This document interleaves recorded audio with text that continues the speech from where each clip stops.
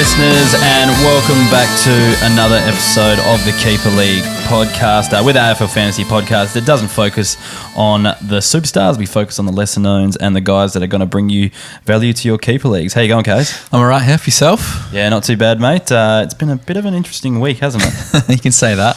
Yeah. It's actually crazy. Who knows what's actually going to happen tomorrow or in the future? It's actually, bananas. Have you seen the TV show Years and Years? No. Basically, it's just like all these world events that happen, but it feels like we're in an episode of that right now. It's it's a bit crazy. I guess we don't even know if the footy season really is going to go ahead at this point. It's a strange one. Rumours are rife tomorrow that the PM might be announcing some lockdown measures or something like that. So that could affect the AFL season, but we'll have to wait and see if that comes to fruition. Yeah, probably makes sense to do so. But I just don't see the point in why they would start it. Like I put something out on Twitter just before. Like I love footy and I hope it starts from a fantasy point of view. Yeah, but if you take your love and passion out of it and think of it from a subjective point of view and a logical point of view, like I just can't see why they would start a brand new season of a sport when like every other major competition in the whole entire world is like cancelling or suspending, even when they're in finals. You know, like we see the NBL today cancel their finals series halfway through. You know, like you've got the Premier League who have like so much money in terms of, promotion and relegation that clubs live and die by, and the AFL just want to start a new season just cause. It just is odd. Yeah, it doesn't make sense to me. I guess I'm probably cynical here, but they probably want to try to recoup some ad revenue or something before it gets shut down, which I don't think is probably the best reason to go forward. But there might be other reasons. I don't know. But even from a footy point of view, like we've both played footy, and like momentum's a massive thing in footy. Clubs get on rolls. Yeah, exactly. So even if they do cram in 4 rounds in the start of a season, and say Port win the first 4 games, and then they all of a sudden don't play for 3 months. Yeah, all that momentum's gone. Like there's nothing to keep that kind of train rolling. That people lose interest in sports. When it's spread over such a long point of time. If you want to flag on the back of like widespread buy rounds and things like that, like breaks in between and stuff, and no fans could actually go and watch it. Like, would it even mean that much? I don't know. basically playing in front of no fans is what it feels like to play, amateur league footy. But, pretty much. So we're used to what it feels like. But it would be weird for the players. I totally get why they want to play. Like, you want to be able to do what you love. But I think if we're looking at the bigger picture, I think it's a little bit crazy to think that you'd start on Thursday at least. The positive is if it does go ahead, it gives us some sort of distraction, I think, as well. So we can actually focus on our fantasy for a bit. And even if it doesn't go ahead, it gives us a few weeks of joy, I guess. Even 1 week of fantasy would be quite fun. Yeah, at least our drafts will be worth something and our research will be worth something. Call the flag to whoever gets the top score this week if just this week goes ahead. There we go. There we go. I know. I think the guy who'll top score this week, we don't want to win the flag again. True. Yes. Maybe we won't call it that way. Last week we had our drafts. So I guess tonight we'll go through those. But we're out of Remedy Kombucha case. We are. We've all drunk it through. Luckily, I got the inside word today. I got a message today saying we've been sent another shipment at the moment. Beauty. So what was your favourite flavour out of what we had? Oh, either the Tepache? Yeah. The pineapple or the blood orange, I reckon. Yeah, was my favourite. Well, 2 ones of that were good, but I really like the ginger lemon. That's one of my favourites. Yeah, I don't mind. And the passion fruit is one of my favourites too. So apparently, our nutritionists are saying kombucha is great for your, immune system. It is going into an event like we're about to go into. So going into a global pandemic. Okay. So make sure you keep the kombucha up. Hey, it was on Sunrise this morning. Koshi was talking about it, so it must be true. Hey, Koshi never lies. That's true. Definitely wouldn't be his sponsored placement. But anyway, let's talk about our team. So I guess we'll use the round rewind theme music for this one, Kay, and we'll get into our draft teams. Let's do it.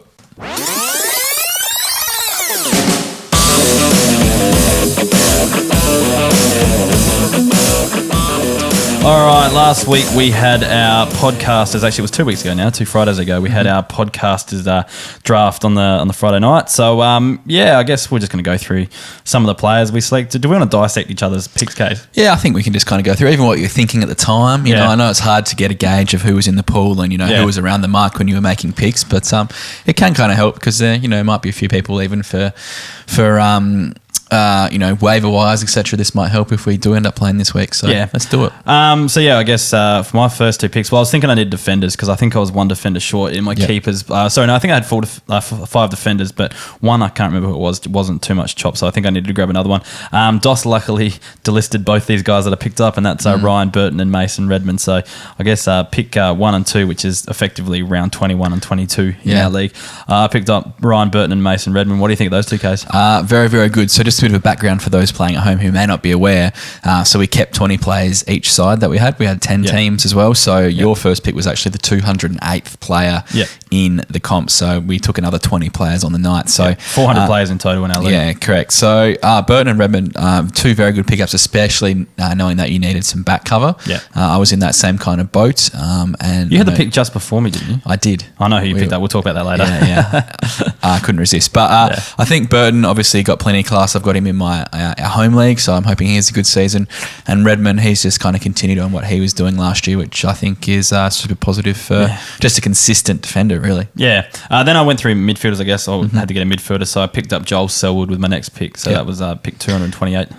Thinking he'll bounce back from his very disappointing season last year. Yeah, and just looking at the midfielder pool, like this league is very midfield heavy. It is. Whereas some of our other leagues, we definitely go for positional players a bit more because they offer a bit more value with the reduced midfielders we actually play. So, yeah, I think I just needed someone to slot into one of my last midfield spots. And I think I'm picking up Joel Selwood there. Even if he does, like, when I'm picking up guys here, I'm expecting an 80 average, and I reckon he can do that from there. Yeah, so I think that's a minimum for him too.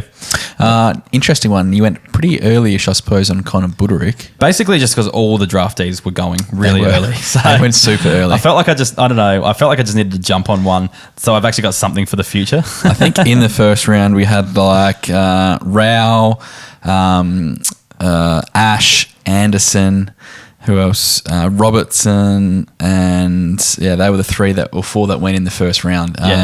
So everyone was going early. Like guys like Young were going early as well. Like so, it was just an absolute all in on the first round draftee. So people are definitely drafting for the future. So I suppose it's always good to get a little slice of some youth in that side. I'll read through my next few. So Zach Fisher, John Noble, Jack Watts, and Mark Pitney were my next picks there. I think because it was a couple of weeks ago with Pitney, like I think I was judging on that one half of footy he played in that one game we saw. I still think I've been a right pickup. It's just looking at it looks a bit early now. I still think he's going to be fine, and he's going to have a lot of, we talk about him all preseason in terms of his youth and how Cruiser isn't necessarily the most reliable. So at least you've got some good, trade bait. Yeah, I'm expecting Cruiser to go down. Yeah. Fisher's a bit unknown. We haven't seen much, great coming from Colton, those small guys in terms of fantasy numbers in the preseason. But I do like John Noble. I think he's going to be a very, very handy pickup. Yeah, I think both those guys offer a bit of upside going forward, I think, as well, which is kind of, because I didn't go that. I went for the future in the first round as well. I just think, I don't know, I must have got spooked by picking Joel Selwood.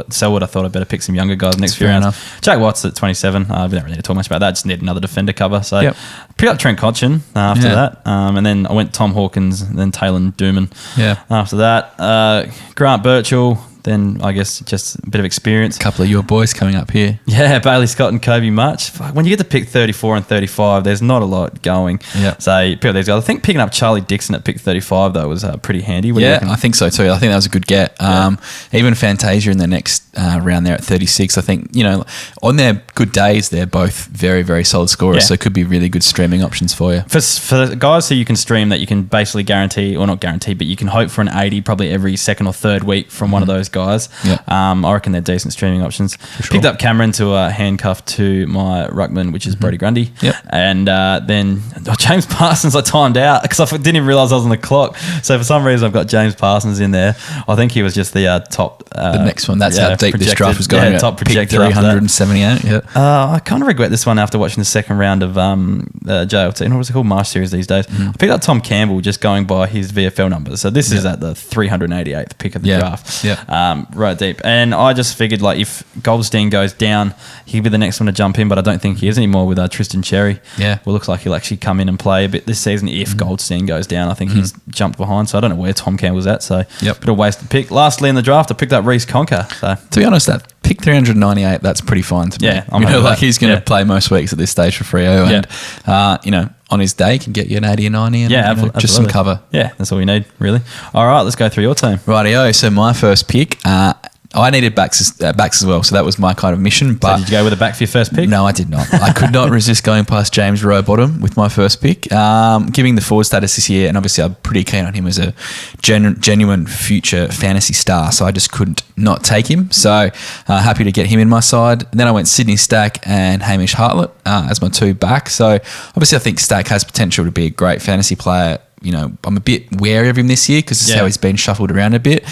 So then I was pretty happy to take Hartlett next and just get someone who's going to be playing week in, week out kind of thing. Yeah, I don't mind those. I think Hartlett will, if the season goes ahead, I've got to stop thinking like that. But he should be around that 80 mark still as well. He's a senior, he's a bit of a leader in that side, and he's going to be used across the halfback line there, so I think he's fine. Yep. Sydney Stack, I'm still not sure where I'm at. He's going early in a lot of drafts, but for some reason I can't see him as more of a 70 average guy this season. Yeah, I'm a bit worried, but I'm more than happy to have taken the punt. Like I got Rowbottom, who's going to be a star, and then it was just about kind of finding people to fill up that back line. So I'm happy with that. Yep. Who's next? I went on a bit of a forward run. I took 4 forwards next. So I went Brian Myers, Jai Simpkin, David Cunningham, and Callum Brown. So 4 guys I've spruiked up quite a bit in the past kind of year since we've been doing this podcast. So I think Myers has plenty of upside, potentially going through the midfield. Jai Simpkin could be a great fantasy player, just needs to kick the ball a lot more. So definitely willing to take a risk on him. With the centre forward status. David Cunningham I'm a fan of, just needs to find his spot in that team. And Callum Brown, we're big fans of him, so it's no surprise he's found his way into my team, but hoping with a few injuries to the Pies he can start the season off well. And knowing how shallow the forward pool this was this year, just wanted to lock in some good young talent in the forward line. Yeah, for sure. I like all of those picks. I don't think they're going to be that great this year, but going forward in a keeper league, I think they're good ones to have. So yes, thank you. Yeah, thank you, Hev. Then a couple of kind of boring ones. So Marty Gleeson, my next pick, just some back cover who should be playing most weeks. John Patton, just wanted to get a different kind of ruck perspective in there, even if he's not going to be that future coming up. I think he's an okay kind of player there. I went very early with Peter Wright, but I do have Jared Witt, so I thought that Wright would be going a lot earlier, potentially go earlier from someone else than Zach Smith, who I did get later on. Then it got really kind of, bleak in terms of who we were taking. So I took a bit of an early punt on Harry Schonberg at pick 31, and then a couple of my Hawthorn boys with Blake Hardwick and James Cousins. Now, I was happy to take Hardwick that was pick 32, so I know he's not going to play much of this season, but if he can get back to, where we kind of think he might have been able to go by the end of this year, I think he's a handy player just with that keeper perspective in mind. Yeah, I don't mind those. I like Harry Schonberg as a pick as well, like good junior numbers. I think he's a good get there. Blake Hardwick, obviously, if he comes back from injury, he should be, pushing us an 80 average, mid-70s at least. James Cousins, that midfield role is pretty deep, but sometimes he gets pushed out of the midfield and plays other roles anyway, so there's potential for DPP there as well. Yeah. I don't mind any of those, they're fine. Pick 34, Steve May, so hopefully bounces back to a decent, just even if it's back cover, I think he'd be pretty handy in that role. Ben Patton, one of my boys, in at 35, really no risk there. Harry Mackay at 36, I think it could be a bit of a steal. I do love my key forwards, but to get him that late, I know he's not going to start the season if we do start this week, but keep a perspective in mind. Then my handcuff is Zach Smith at pick 37, and then really just some absolute throws at the stump. So pick 38, Stevie Motlop, who knows? Yeah. Pick 39, Mitch Crowden has great waffle numbers, so I was happy to take the punt on him. Just an absolute nugget who's 5 foot tall. Yeah, but he scores well on the waffle, so I've got to give him some credit there. And my last pick of the draft, which is 397 overall, Rock the Casbolt, Levi Casbolt, just with that back forward. It's a handy thing to have. Just nice to be able to float him around in case I do, absolutely get depleted with injuries. Yeah. And I'm still quite keen on him as a good backup player in terms of where Carlton's list starts with no Mackay, no Curnow early on. So, I'm pretty happy with that draft all around. It's not bad from a speculative perspective, I guess. Yeah. Like James Rowbottom, I guess, as going to be a gun for the future, you expect he will. Mm-hmm. The rest of it is like a classic K's draft where you're not going for the kill. Yes. You're going for, I hope this guy becomes good. That is all I do. I want to be the guy that gets this guy right instead of going, I just want to win some games and score some heaps of fantasy points this season. Correct. It's just a classic K's. You trade half of these guys out for when they do become good because you're bored with them and you want to pick the next guy who's going to break out instead. Hey, I like to be ahead of the curve. Yeah, look, I'd be a great advisor for the Australian government, Yeah. Not executing anything, but good at predicting things and things. Throw darts. Would have been in lockdown so easy if it was up to me. Yeah, well, true. No, I'm happy with it. My midfield was pretty damn strong, so I wasn't too worried about that. I needed to get some back cover. I finished 4th last year in this league, so it's not the end of the world in terms of that draft. I was happy to take a few punts, so I think all over. My midfield's got Cornelio, Hunter, Steele, Warple, Hopper, Langdon, Kennedy. That's pretty decent. And I got Lockie Whitfield up forward, so I've got enough. Dan Houston in the back line. So I've got a good amount of players that I'm pretty confident with. And, you know, we're a second year into this keeper league, so I still think it's kind of good to get that, you know, early 20s to mid 20s kind of a skill set in my side. So I'm happy. Do you reckon you beat the Hoofers this year? Hoofers is my team, by the way. Yeah, well, you know, you didn't win last year, so you're not the guy I'm hunting down, really. Who knows? Like, right. I think there's a lot of potential with my side, but yes, whether I've gone for the kill enough or not, we'll find out come September, October, November, December, whenever the season may finish. Cool. Let's move on to our home league. Now, this is very interesting. I guess the difference between this, we've got 12 teams in this one, but we keep, what do we keep? 16. So basically we start with 2 draft picks, or, you know, 7 draft picks ahead of the other one. So, for example, pick 1 is 193 in total. But this league seems to have absolutely no gems left in the pool ever. No. And I don't know how it works out because we don't do waivers. No. So the guys in our league must be actually, they're on a pretty similar level to us. We're all on a pretty similar level, I guess. Yeah. And addicts. Yeah, absolute addicts. So like, you know, for example, like our other league didn't take waivers either. Yep. In the podcasters league, but that still had you know, I guess like Riley O'Brien left in the pool. There was still a heap of guns like left in the pool. Our league, none of those guys are left. So we basically got rookies and scraps, and we got to pick 16 of them, essentially. So it gets very dire towards the end of this draft. God, it's this is one of the deepest ones you go. So even though I guess we do go deeper than last one because we pick rookies and stuff like that, but it's actually funny how much deeper we have to go with 2 more teams. Yeah, like going from 10 to 12 teams makes a massive difference, especially when you get to the bottom. Yeah, and just to preface as well, we have a rookie list in our sides as well. So that just basically means like 6 picks at the end of the draft that we can choose to retain on our rookie list for an extra year or upgrade to our senior list. And they're not part of your 16 keepers. Correct. So you can keep them on top, but they're usually like the absolute dregs left over in the draft. So luckily, like for example, I got James Warple on mine a couple of years ago, and then I met a goaler. So you can get lucky that you can get guys like that down there, but most of the time, you're generally chucking them back in afterwards. So, but a few guns end up there, so it's interesting. It is. All right, Kays, talk us through your team in the Cattery, our home league. Rightio. So I'd pick 1, and I did a bit of wheeling and dealing to get early picks. And did you ever? I probably regret that in hindsight because the pool wasn't as deep as I hoped, but look, we live and learn. Look, obviously I went Matt Rao at pick 1, so very happy to get him in. My midfield is probably my weakest part of my side in this league, so happy to get someone who's going to be a gun midfielder for a while. Now, I upgraded a pick or traded out Tom Rockcliffe, and I managed to get another first round pick.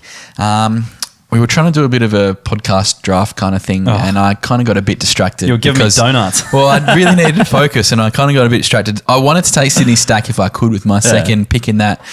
He went a couple spots early, and I just kind of lost my focus. And look, if I was probably going to redraft, I think I would have probably gone Darcy Tucker maybe, or even Chris Mayne with this pick, just to get either Tucker, who, you know, forward status and he's, you know, looking really good this pre-season, or someone like Mayne who's been playing well and genuine best 22 backman. I decided to go with Josh Battle. Now, I'm still confident with that because I believe he's going to be a pretty handy backman, and I need some more defenders in my side. So I'm still happy with that pick. Then my next pick, which was pick 13 overall in that draft, I went with Liam Baker. So another one, I don't know.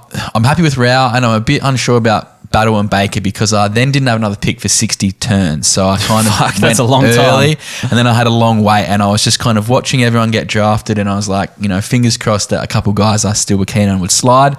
Happy to get a couple that I had penciled in. Can we just go back? So why'd you draft Liam Baker with your third pick? I'm keen on Baker. I think he can be good. I think he can be really good. But I think the back forward status really got in my head. Like the DPP there, it was something I thought my team needed. Whether it really did in hindsight, you know, look, you said that there's not that many people around, you know, like in, what else, in pick 18, you know, who was off in the pool that I could have picked from? Marlon Pickett went in that round. Toby McLean, who I'm very cold on. Jamie Elliott, yuck. Connor McKenna, not, you know, that good. Hamish Hartlett was probably one I could have taken, probably should have taken if I was going to go for that. Kyle Langford got picked up in pick 18. Round 18, sorry, Rory Lobb, Jed Anderson from you. Woo. But, you know, like, so it's not like there's a plethora of really, you know, good Just players. quietly, I reckon Jed Anderson will average more than Liam Baker this year. Oh, we got a wager on. I don't bet. You know Zero that. I'm not a- average. Oh, I'm not a gambling man, I but, know, you know. I don't know. I'm happy with Baker. I was keen on him last year, and I think that game he played in the preseason kind of got me a little bit too excited think when he so. went through the midfield. But I think the next one he was rubbish. Back forward DPP, I think that swayed me.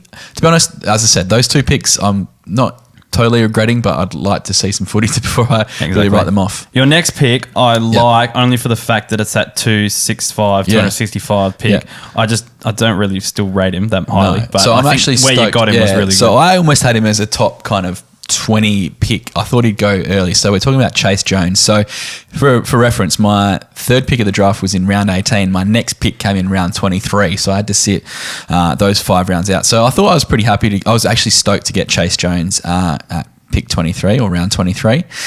Which is like 265. From 16, what's that? That's the 7th round, I guess, if you're breaking it down that way. Yeah. So, I'm happy with that.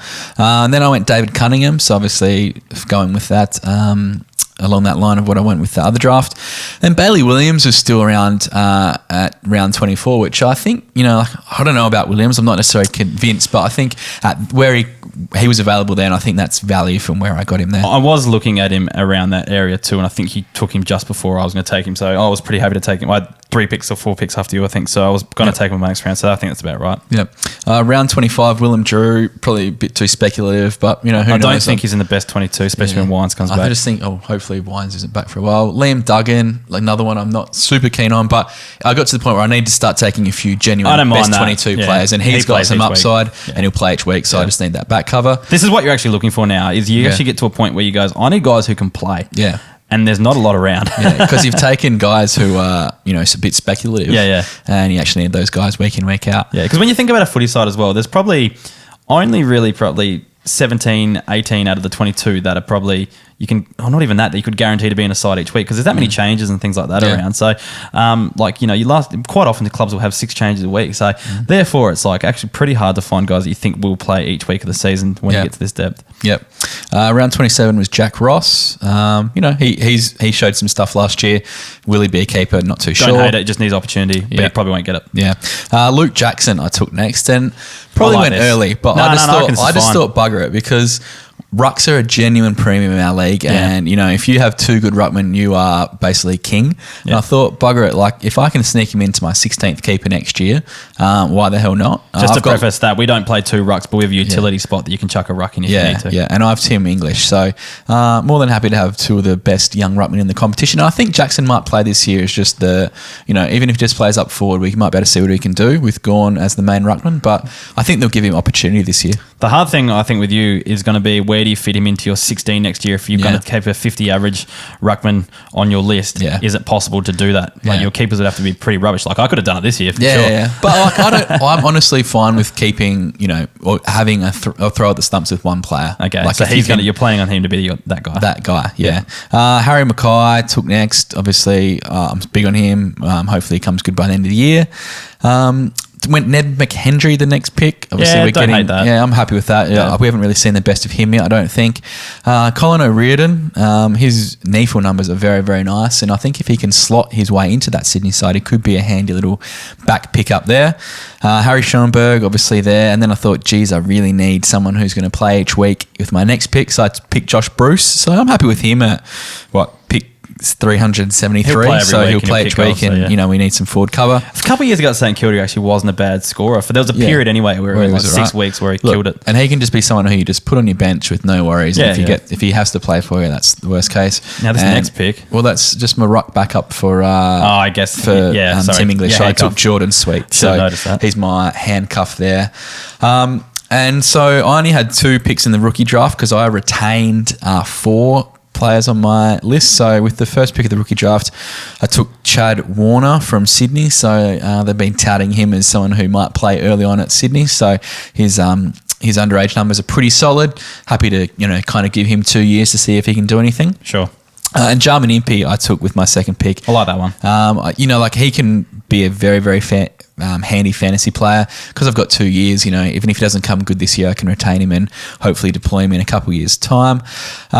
And then on to my 4 retained rookies who I picked up in last year's rookie draft. So I've got Ben Patton, Aaron Norton, who will be a gun, Ben Keys, thought I'd just throw a ball at stumps there with him, and John Patton. So a bit more ruck cover if I need it. But you didn't draft those guys. I didn't draft those guys. Yeah. They were from last year. But, you know, that's why I, was happy to go with the speculative early because I've got guys who I know I could upgrade if required, and I'm happy to take some time with Jarman too. So that's my draft. I'm pretty happy with it apart from those kind of 2 early picks. In hindsight, I wish I didn't kind of... I think Battle's fine. Yeah, I just don't... Baker sucks.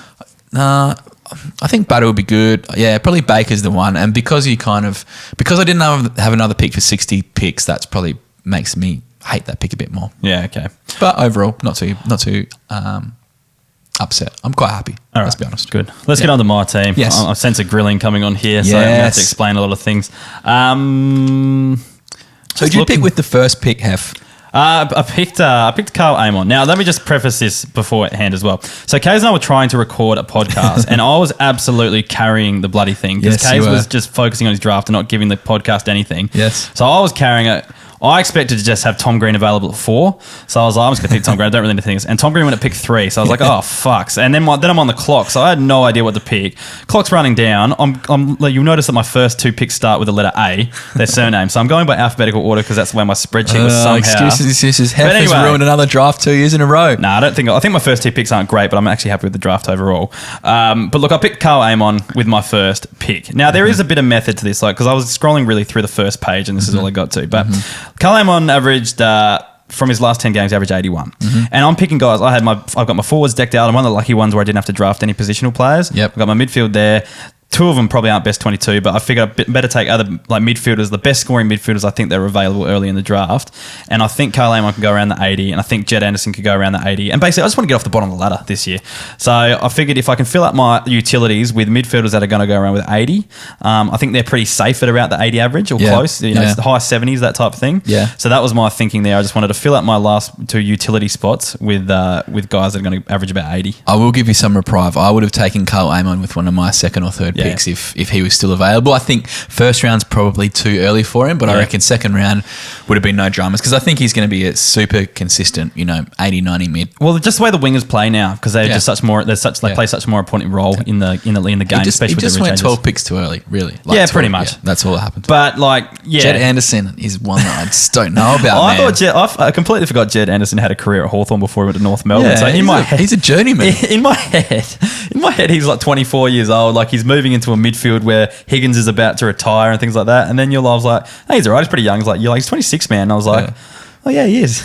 And he's a tagger. Yes and no. I reckon when because Ben Jacobs just comes back into the side this season, so if he's fit, I don't think he plays the tagging role. But like I said, I think I can rely on him for an 80 or at least a 78, around that.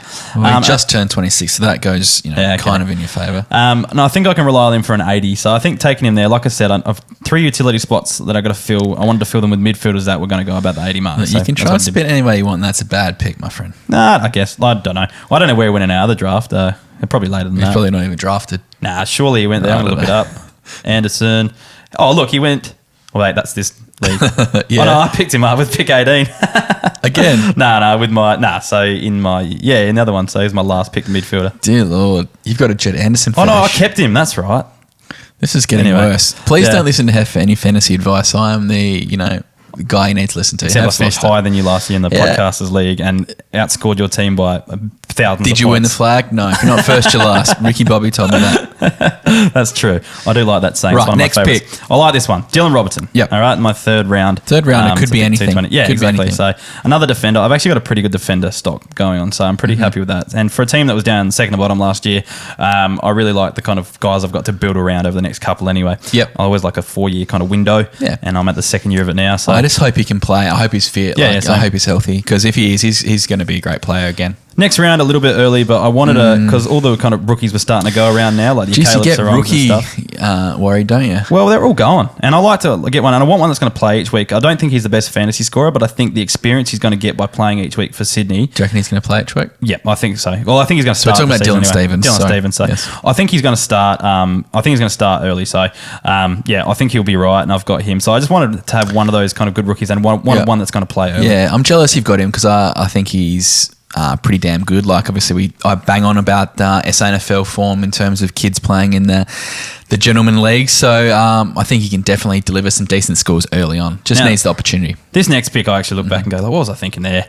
But I picked up Andrew Phillips with my 5th round pick. Like at the time, he went at 80 average at Carlton last year or around then as the backup ruckman. Was it around 80? I think it was around 79, something like that. And I think he's number 1 ruckman for the time being. I needed backup for my next ruckman, which is Scott Lycett. Yep. But I did pick up Peter Adams later on to the handcuff. But I just kind of wanted someone just in case he goes down that I think might score okay. I don't necessarily hate that, whether it was too early or not. I don't know. Yeah. And I did plan to pick up Draper, but he kind of just I forgot where we were at the draft. In base, I forgot I had 2 rookie picks late that were already pre-selected. Upgraded with my last 2 picks, and I just didn't happen because I planned to pick him up with the next one. But anyway, I really need to concentrate more on this draft. There's too many beers and things going on, even though I didn't get that drunk this year. There's just too much shit going on this year. So basically, if you ruin your draft, it's called a hef. That's what we've dubbed it in our home league now. Yeah, except I didn't even ruin it last year. I picked 4 keepers in my last year's draft. Your keepers are crap. Yeah, no, they're fine. Anyway, they're great. Next. After that, I picked up Jack Scrimshaw. So another one. Yeah, I'm happy with that one. Yeah. Hopefully he comes in for Hardwick. Doesn't look like he will straight away. Now this next one's pretty funny. So my brain is just fucked sometimes, and I wanted to pick up Cam Rayner, and on my screen I just saw Cameron, and I clicked on it, and then I was like, oh shit, I've just picked up Charlie Cameron instead because they were so close to each other as well. Oh dear. So anyway, that was a legit fuck up. Charlie Cameron isn't the worst pick. No, I don't think so. He's going to play every week. I wanted Cam Rayner. I think Charlie Cameron will score better than Cam Rayner. Yeah. And then what happened just after you picked Charlie Cameron? Oh, the next guy picked it up because he knew who I wanted. Yeah, good. There was no way That's how you draft. That's how you draft everyone. But after I picked up Charlie Cameron, there was no way I was grabbing another forward from Brisbane. He was gone. I wasn't doing it again because I had plans to go ahead. So yeah, I don't mind Charlie Cameron. I think actually probably will score better. I think Cam Rayner just that potential for the breakout, even though he's a small forward. I'm still not sold on Neither Cam am Rayner. I. I was just a fly. But anyway, I got Charlie Cameron who'll play each week, so that's fine. Jack Watts was my next pick. That's pick 24. I'm happy with that. I just need another defender. If he can keep going the way he started last year, should be right. Mm-hmm. Charlie Dixon again. I got him in 2 leagues. Now I'm getting into some key forward territory here. You are. Now, do you want me to explain myself? Now, hang on. Let's have a look at this. You've taken Jack Watts, who previous key forward, Charlie Dixon, key forward. Next guy, Nick Blakey, key forward. Yeah. Jack Watts is not key forward, though. He was, but he's not anymore. Well, he's a key defender. Yeah. No, yeah. He's kind of a Nick Caulfield, key defender. Yeah. Next pick. Jeez, you've actually got a bit of a fetish going on, my friend. Nick Caulfield, is he a key defender? He's pretty tall, isn't he? Nah, I don't know. I know his junior fantasy numbers were pretty decent, so they didn't look like a key defender. So, but run me through Charlie Dixon. You've got him in both. I said this last week. I do say that I'm anti-key forward, which I am, but at the same time, I did say, if you rewind to last week's podcast, I did actually say that you've got to pick them up late because they're the ones that actually play, but only worth late. And we are getting pretty late now, 25, 26. Plus, Blakey could actually be anything. Caulfield's only 191 centimetres, sorry. But Blakey, he could be anything. I would have taken Blakey, probably around the mark too. Yeah. I picked up Will Gould next. They reckon, I can't remember who put it out. I think it was someone. I don't know. But they reckon he's very likely to play early. Not maybe start round 1, but very likely to get games this year. I like getting younger defenders that actually will play. Whether it's fantasy relevant, I don't know. But I just want guys that are playing. Jake Waterman after that. Your boy. Yeah, I do like him. Bit of a flyer there, I think as well. I don't think he'll be superstar, but worth having on my side. And again, another guy who's pretty much on the verge of best 22 each week, so he should be around the mark. Peter Adams as my handcuff. If you want to know who I upgraded from my rookie list, I upgraded Jeremy Finlayson and James Warple. Geez, that's a tough one to upgrade. It comes in at basically my last pick of the draft, so pretty good upgrade. I listed all my rookies because they were pretty much trash except for Finlayson and Warple who I upgraded. So I picked up Will Day, good fantasy scoring. Callum Coleman-Jones, my computer froze, so I didn't even want to pick him up. Jeez, that game. Okay, so here's the story, listeners. So me and Hef were sitting next to each other on the draft, and I wanted to I didn't have a prospectus. Yeah. So Hef had his prospectus sitting there, and I picked it up, and I started looking for a couple names just to get a bit of background because it was rookie list time. Yeah. And he snatches it from me, and I said, "Man, I just want to look at one name." He says, "No, get your own fucking prospectus." I didn't say Then that. he took it back from me, and I was like, "Whatever, douche." And then someone else gave me another prospectus because they're nice. And then what happened? The fantasy karma bus hit you. and your computer froze That's and fair you got point. given Callum Coleman-Jones. I legitimately needed to use the prospectus very quickly. I don't after think you that. even did when you took it off me. That is a real dick move. No, I was looking at a 2018 prospectus and I did plan to go to that one next, but then my computer froze and I didn't get to it. So that is called karma, my friend. Well, yeah, but you should probably get your own.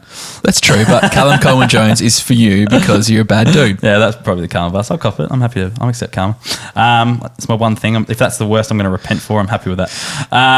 Look, Callum Coleman-Jones actually looked all right in some of the games he played. He's pretty big. Like, he's put on a lot of size. I just don't think he plays over Soldo and Nank. That's all. No. Not now anyway, but apparently he's touted to be a really good future prospect. As a rookie list, I'm happy to I have hope that. he's not just because of karma. Charlie Spargo after that. So he found himself in the best 22 late last year and was another elite junior scorer. So I got him in there. Mitch Crowden, waffle numbers there. Brayden Ainsworth, another one. I don't know how he works his way into that West Coast midfield, but I've got 2 years to kind of work that out. Got to fly. And he was another one that was a good fantasy scorer. And same with Luke English as well, with a few, I guess, not a few Richmond midfielders getting longer in the tooth, not super old now, but they might be trying to blood some more younger midfielders in the next few years as well. And hopefully Luke English is one of those. So, All right, so what do you give your draft out of 10? 10, obviously. Wrong. Wrong. Look, I'm pretty happy. I'll give it a 7 or an 8 for my standards. I think, which is pretty low. But Oh, dear Lord. like, I think some of my I think Dylan Robin and getting him later on. Dylan Stevens is okay. I think Screnshaw. I don't know. Just picking up guys. Caulfield, I'm happy with where I got him later on. I think Blakey at that pick's not too bad value either. Yeah. I don't know. We'll see how it goes. We probably won't even matter this season. Probably won't even be playing. So. We'll play. We'll play a 17-game season. Hopefully.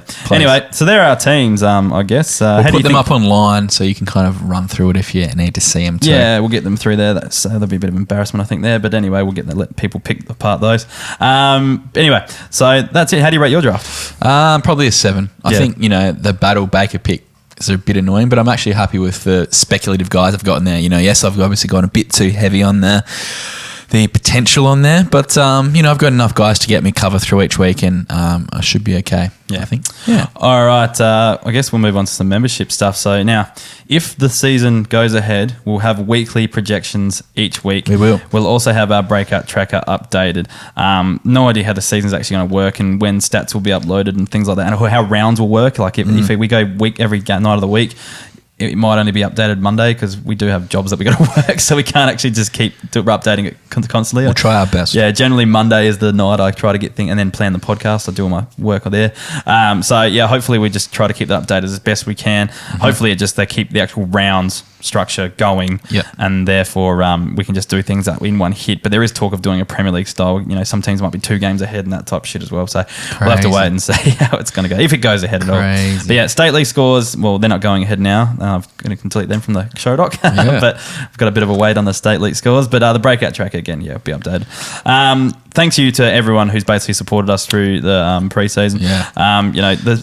I guess the bonus stats come out to help, but really what you're supporting us is, which is what you're doing, which is super helpful. I hope that all of our stuff in the preseason has helped your drafts. I know everyone's draft still went ahead, which is good because giving us something to look forward to this season. I'm still fielding questions like left, right and centre about drafts and who I should take with the next pick and that sort of stuff, but I'm so dejected at the moment because it just might not happen. I'm a bit upset about it. I'm confident the season will happen. I just don't think it will start 2 days' time. Yeah, no, I don't think so either. I think we'd win it. But by the sounds of it, I know we're getting now back into the Politics COVID-19 or the COVID-19, and by the sounds of it, winter's going to be even worse. So we're going to have to wait and see. Anyway, thank you to the following gold members who have jumped on to support us. We're going to read out 10 this week just in case we don't have much to talk about next week and don't have a podcast to go ahead with. So thank you to the following Lorenzo Foca, Joe Sullivan, George Donatsis, Nick Judd. Special shout out to Juddy, who's one of our golfing buddies, who's going to be really upset when there's no golf for the next few weeks. So look after yourself, mate. I'm concerned for your welfare if you can't get out there and play.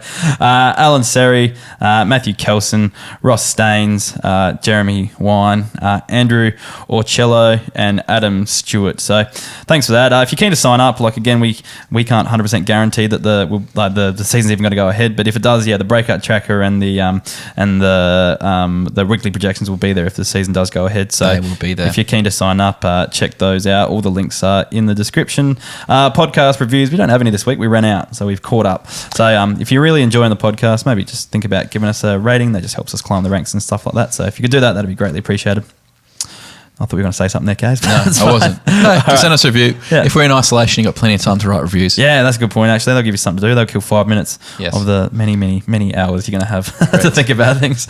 Anyway, let's move on to the listener questions.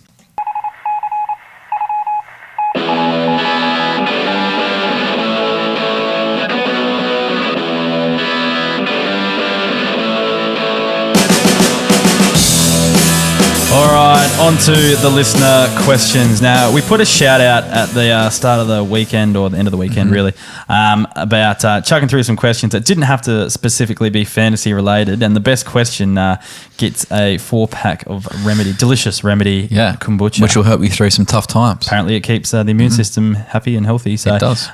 You won't be getting any coronavirus, maybe, if you don't. Not guaranteed. Not guaranteed. Hopefully. You're doing a good job. You find it off, though, if you do keep having it, apparently.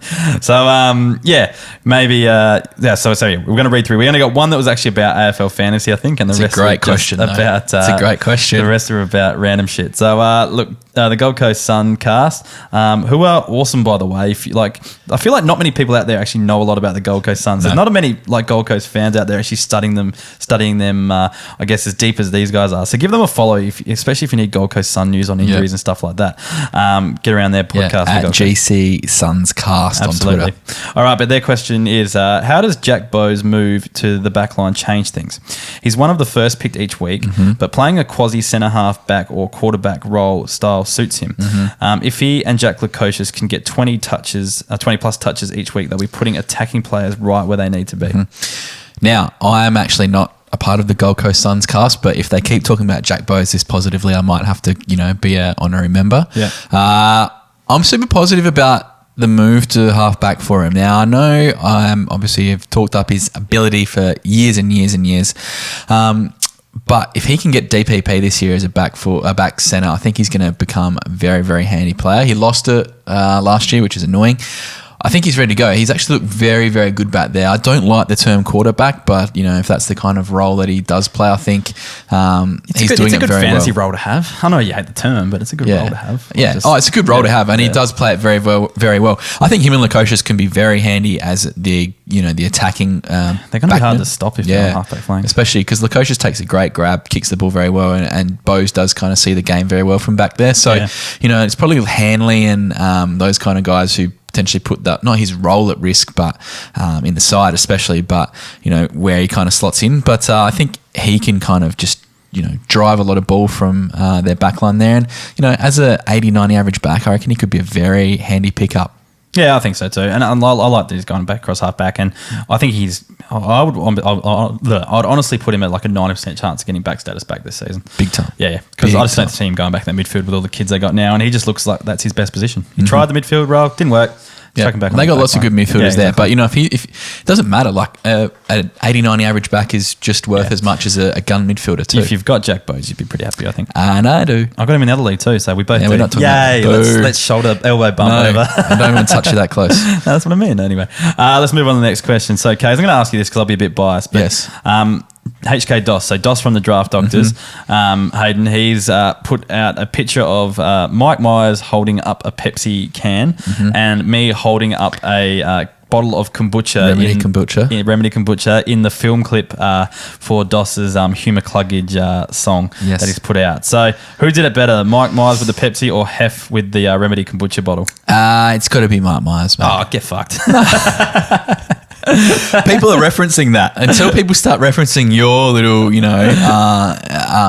spot, we can't say that it's been as good. It was very nicely done though, Hef, I will say. You've done a good job there. But Doss planned everything out, but we thought it'd be hilarious to actually just put as much product placement in there as we could. And same with the Draft Doctors draft kit. If you look at the film clip, that's in a lot of random places, I think, as well. So have a look at that because it's actually quite funny. Some of the Easter eggs in there, I guess. Looked like a bit of fun doing all that. The next part of the question, Kay, is what's your favourite Mike Myers movie? For me, I'm a big Wayne's World fan for sure. But honestly, Shrek is such an underrated movie. It's just such a meme-worthy movie as well. So there's so many Shrek memes back in the day. But Shrek is such a good movie. Like, it's genuinely a great movie. I didn't even consider Wayne's that. World. Wayne's World, but Shrek, I think, probably just wins. Wayne's World was the first DVD I owned. So Wow. the first disc, like digital video Cool. disc that I owned. My great grandmother gave me a voucher for like Sanity or something like that. How good was Sanity? Something like that. And I bought Wayne's World on DVD. Hell with yeah, it. you did. That was, and I watched it on repeat for probably a good couple years, like through my teenage years. It's a and that, great so movie. Love it. So Wayne's World's up there, but I can't go past his cameo in Inglourious Bastards. That's a great movie as too. well. And I didn't know he had that kind of acting performance in him as well. So, Tarantino, one of his finest, I guess. So, Yeah. he was great in Inglourious Bastards, even though he was only in one scene. I think that performance, he killed it in that. So, Showstopper. yeah, I was pretty happy with that as well. So, yeah, Inglourious Bastards there as well. I don't mind. Kay, next one for you from @Fogel. Who's Yep. your favourite to win the Mount Osmond Golf Club B Grade Club Championship? Interesting question from this. Let's just keep this particular- short because I reckon 99% of my listeners Don't don't give care. a fuck about this one. So Timmy, who's written the question, is currently sitting 10th. The second round of qualifying is this weekend. So I'm backing you in, Timmy, and I'll get on the bag if you make the finals. You count me in. But no socialising in the club afterwards. No, straight no. Yes, we want people to spend money in there for now. Okay. Until For we now. shut down. All right, and good. then go for it. All right, good. Yeah. Okay, @Arms Ryan, who was the most handsome coach in your keeper league? Not you, Hef. Yeah, obviously. Who's the most handsome guy in our keeper league? Another one that It's also not you, 99% of our Armsy. listeners don't give a fuck about. So keep this one brief. I don't know. Me, no. I'm gonna go with Foss for the old Foss. Yeah, for the old fella. He's killing it still. Well done, Foss. Yep. All right. Next one, Kaz. Yes, @BRAD87. Here's one that everyone can relate to. Let's hear your top 3 TV shows in the comedy realm. Hef? All right, so I had a good think about this actually, Yep. and I actually wrote a few down. So my number one would be Seinfeld. So I watched that just growing up with the old man. I reckon I've seen every episode. Because I watched it when I was so young, I actually struggled to remember them though. So now when I watch it, it's like I'm almost watching it again. So it's Nice. pretty cool to do that. Nice. They kind of get better with age. They do. I'm a huge South Park fan. I've seen every episode. Yeah, you're of too South big on Park. South Park. Yeah, absolutely love it. I think it's one of the most clever shows on television. So I'm on top of that. And I think third for comedy anyway, I've got Arrested Development up there as well. I think that's a good show. another one I had on box set DVD. It's a good show. It is a Would good watch show. back to back. So they're my 3. Nice.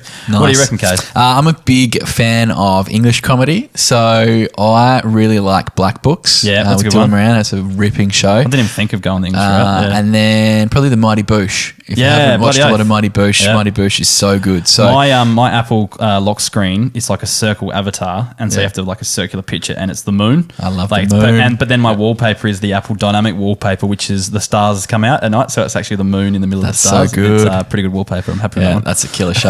And at the moment, I'm loving Brooklyn Nine-Nine. So they're probably my 3. But if you're talking about lock-ins and being shut down, Yeah. Seinfeld's always on TV. Magnificent show. Yep. And when I was sick last week with my ear infection, I watched a lot of Cheers. That was on Oh, TV. And really? Cheers is actually a pretty good show. It's So- something that's like, because it's so old, you just don't have, like, there's too much new shit coming out to Yeah. actually look at. But yeah, it's actually something I've actually But wanted like at like 3 o'clock on a Thursday afternoon. And the amount of like superstar comedians and actors Yeah. and that as well. So, yeah. So if it's on when you're if we are locked in, whack it on Cheers. Listeners, tweet through your top 3 TV shows. Yeah. I reckon might create some good discussion on the Yeah, Twitter for sphere. sure. So For sure. do that. Oh shit, there's another fantasy football question. We should have put it at the Throw top. it in. Throw it in. Fantasy Factory Live on Yes. the Facebook to say, does the champ of a solid keeper league need a top 6 to 8 ruckman? No. Nah, I don't think it does either. No. I won mine with Paddy Ryder as my ruck. So. I think we've talked about how deep you can get rucks. As you're not getting Grundy, if you're not getting Goulin, potentially Wits, it doesn't probably matter. Yeah. Unless, They're all around unless, the same unless from- English rises up to be something amazing or O'Brien ends up being. But, Yeah. you're only talking maybe 20 points difference between even a top 6. Oh, the if top that, 6 I to a reckon. top 10 or 12 weekly is probably like 15 points. So I it's don't know. not the end of the world. I'm just looking up here, the I guess the top averaging ruckman from so go from the sixth. 6th. Yeah, so from 6th, 1, 2, 3, 4, 5, 6. 6 was Goldstein. He averaged 87. Yeah, and then so what Stephen Martin is 86. Then Scott Lights is 83, Ben McAvoy 82, Tim English 82, Matthew Cruiser 82. Yeah. Like, if you can... like, It's 10 points. Yeah, exactly. But the difference between Rowan Marshall, I guess, like he's saying top 6. So if you don't have one of the top 4, it really doesn't matter, I don't think. Yeah. And you can, let's look at our league. I guess our league, Max Gawn was the ruckman for the team that won it. But like, there's always teams that have one of those lower down ruckmen. Like Do well. someone like a Todd Goldstein could easily win you a league. Or As long something as like they're playing each week and scoring, 70, 80, that's Yeah. fine. Exactly. It's fine. Especially if you've got a good midfield or good forward. You know, I think that's where the point of difference can be sometimes. Yeah, for sure. All right, next question is got to go back to the doc. Okay, I like this one from Stuart Ward. In a zombie apocalypse setup, which AFL player thrives? For me, it has to be Mitch Robinson. He loves Fortnite. So he is all versed in terms of like, you know, building forts, killing people, saving the world, you know, that kind of stuff. I don't know. You could quickly build a fort like you can in Fortnite in a zombie apocalypse. I don't know. Well, what else do you Have you seen Fortnite, Case? Yeah, I've played Fortnite. Oh, okay, I haven't. Yeah. But I've watched videos. I've watched videos of Robo playing it. It goes like... Yeah. Then you put up the thing. I think you can build a fort that quickly. No, well, I've only watched a few seasons. So I don't know how his real fort building skills If we're going Walking would be. Dead style, I don't know. But if we're talking like if he knows what the ins and outs of, you know, survival or, you know, killing, I think it's got to be Mitch Robinson. In my mind, I just see Nathan Jones with like a cowboy hat on, like a trench coat, a sawn-off shotgun in one hand, the tattoos. He does look like a sawn-off shotgun and guy. just like, you know, popping them from point-blank range. Real no-nonsense operator. I think Ben Cunnington would probably fit that mold too. Yeah, like Ben Cunnington, no one can kill Ben Cunnington. Yep, no. He's like, does not give a fuck. Yeah, like coronavirus. They'll come, the zombies will come for him and he'll just like keep and shoulder them or something like that. Yeah, just I think... boom, like... I think Ben Cunnington got coronavirus and then coronavirus has actually gone into a 14-day isolation. So, something like that. Classic. All right, classic Chuck Norris jokes there. We'll move on to the next question at Russ2468. Chimes in a question every week. Love this guy. As impartial South Australians, we're going to make a decision here, guys. Okay. As impartial South Australians, who would you award the NBL title to, given that the game 4 and 5 have been cancelled, with the Perth Wildcats who are leading 2-1 with game 4 to be played at home, or the Sydney Kings who refused to travel but were minor premiers? This is a genuinely tough question. Yep.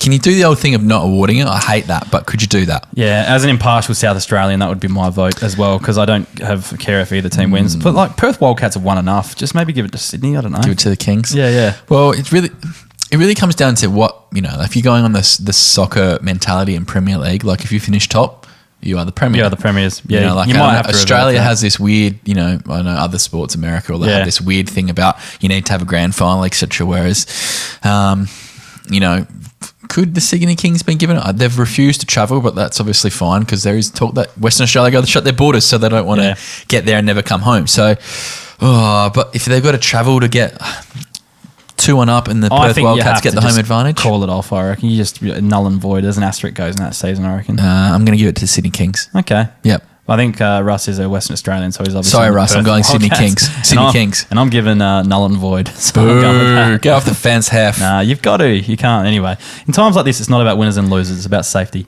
Oh, dear Lord. Getting way too... Get someone to win. Anyway, OTLS Archie, what does he ask, Hayes? Who wins in a fight, Darth Vader or Doctor Strange? Oh, Archie, you're such a nerd, mate. I don't even know who Doctor Strange is. So I'm at least a little bit more nerdy than you, so I kind of know who Doctor Strange is. He's part of the Marvel universe, I think. He's a guy who can like warp time and send people to different dimensions and shit like that. So I reckon on that premise, if you're Doctor Strange, surely you just you send Darth Vader to like a deserted island or something like that. Oh, it's Benedict Cumberbatch. And good actor. Great actor. But anyway, I reckon, he just sends Darth Vader to like a deserted island. There's no way for him to get off, and he's just sitting there cutting up coconuts with a lightsaber, trying to survive until he starts. Why's he got a weird Superman cape on? Because it's, I don't know, something. I'm going Darth Vader. Darth Vader will get his stormtroopers, and then it's 1v1, isn't it? I don't know. Well, that way you can go, all right, Darth Vader can like Doctor Strange with the Avengers. Then fine, let him bring him in. I think they beat the stormtroopers. Have you seen the stormtroopers? Have you seen them shoot? There's like two Jedis in a room. They never hit. They never hit. There's no point. So I don't know. I reckon Doctor Strange wins either way. You can answer that question. Yeah. I'm out. All right. Speaking of being out, that's pretty much a wrap. That's all the questions. So thanks for those who are joining in. We need to pick someone who's going to win this Remedy Kombucha pack. We do. Who should win? I think in terms of just getting some good, genuine content and feedback, I think B-Rad 87, top 3 TV shows. Yeah, I don't mind. I know it's not like the most, life-changing question, but, I'll go with that one too. It was a good little stimulating, and we might have helped the people as well with what they could watch if we do get locked down. Also, it doesn't help that there's a few of our mates asking questions here and a few other podcasters too. So B-Rad87. We should probably give it to someone. B-Rad87, you've got it. All right. Kays will be in touch. Get your address or whatever, and he'll send you through some kombucha if it actually makes it across the border. Oh, yeah. But yeah, if not, the thanks for the question, anyway. regardless. Anyway, all right, that's a wrap. So just check out our socials in the, the links below, the description below. We'll keep you updated with what we are doing. I think if the AFL season doesn't go ahead, we probably won't have a lot to talk about. So we might not be back next TBC. week, depending. TBC. Yeah, we'll have a think about it. And if we're in some sort of isolation and lockdown too, like we probably should be staying home and stuff like that as well. So we'll have to wait and see what happens. But yeah, I feel bad for Stuart Ward. His question was good about the zombie apocalypse too. Oh, look, maybe when we get our next set of kombuchas. Stuart, you'll get some too. Yeah, we'll send some your way. We'll send some your way too. Hopefully right. that makes B-Rad and Stu. Yeah, we'll be in touch. That's a good one.